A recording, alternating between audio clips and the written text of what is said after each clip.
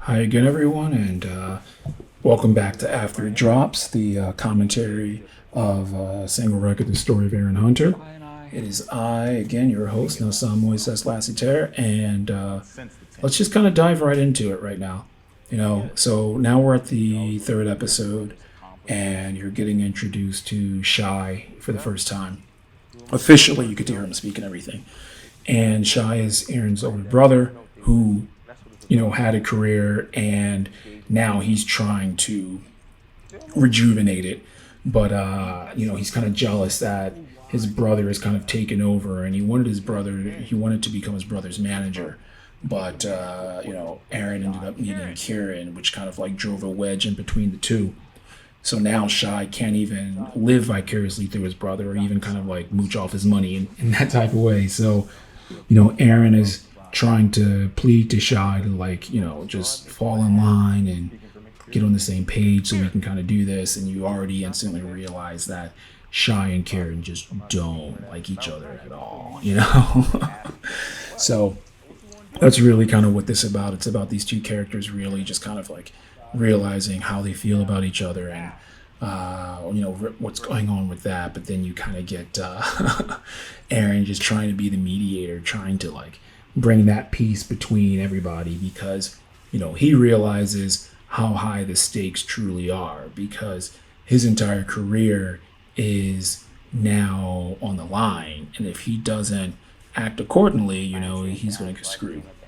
So what then happens is we then get introduced officially to Harmon Vegas. We got a clip, a little glimpse of him in episode 2, but now in episode 3, you're really getting introduced to Harmon and, the first time where he and, Busy Beats are working together and kind of like what Maxine's master plan is for these two because she sees him as being their biggest star.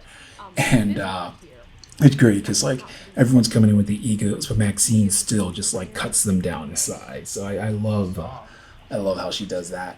And so you're really getting Busy and Harmon, coming together, and there is that chemistry there, and they're both willing to work together.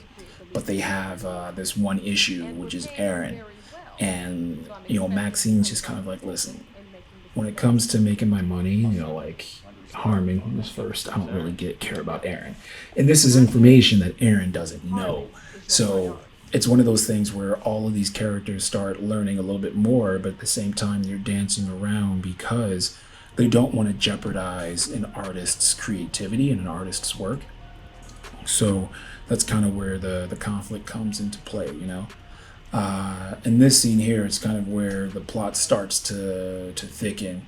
And, Aaron learns that his music and his hard drives have been stolen. And if you're an artist and you record a lot of your own work and your own music, knowing that the only copies of your music is on, a hard drive or a backup hard drive, and then learning that hard drive was stolen is kind of like your hard work has been taken away and someone has access to your rights, your creativity, your identity, And that's kind of what's happening here. So this is where he has no one else to turn to, so he calls Kieran, and he's just kind of like trying to get Kieran to understand what's going on. And Kieran's like, all right, let me try to fix this. This is what I do. This is my job as your manager. The stakes are slowly raising, and he's slowly putting himself in a situation that he's not really sure he can handle. But at the end of the day, he has no other choice. So what ends up happening is that once the masters get stolen, they don't necessarily have the funds they need to go back into the studio and make more. And Maxine's not really giving them any more money, so they have to figure out, what next to do because they spent all their money, recording those songs. And, you can say, well, why did they leave them there? Why did they do that? And why did they leave them in the studio and blah, blah, blah. But, at the end of the day, it's like when you're an artist that's like super protective of your work, the only place you're going to trust is near you. And unfortunately, that's what kind of like, kicked him in the ass and kind of like stabbed him in the back in the sense that that one thing that he did trust, didn't work out in his favor. So, the question is like, how did his music get stolen? Who stole his music? And how did they get access into the place? And you can see Shy was with him, so Shy obviously wasn't there when it happened. So it really kind of dives into things.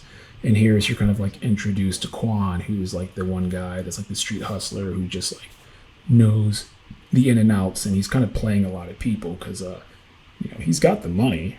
So it's really about what people are going to do. And with this episode, we really wanted to dive into how far people are willing to go for something that they want. And this is kind of like Karen turning to the dark side in order to make this dream happen. So I'll see you guys in the next episode, and we'll go from there.